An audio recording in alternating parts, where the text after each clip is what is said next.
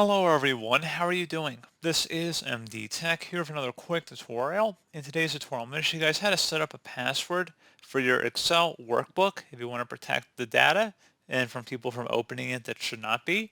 I'm going to show you guys how to set a password. And without further ado, let's go ahead and jump right into it. So go ahead and open up the Excel workbook in question and then go up to the File tab up in the top left corner. Select the Info option on the left panel here. And on the right side where it says Protect Workbook, control what types of changes people can make to this workbook. Select the Protect Workbook button. And you want to select where it says Encrypt with Password. Require a password to open this workbook. So at this point, go ahead and insert the password. Caution, if you lose or forget this password, it cannot be recovered. It is advisable to keep a list of passwords and their corresponding document names in a safe place. Remember that passwords are case sensitive.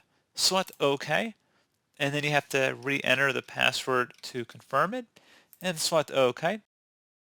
So let's say I went ahead and closed out of here. I think I have a few extra workbooks open here. So that is now on our desktop. So I open it up. It's going to prompt us for a password. Let's go ahead and type in that password here and select OK. And that's about it.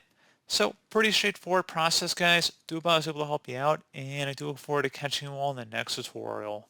Goodbye.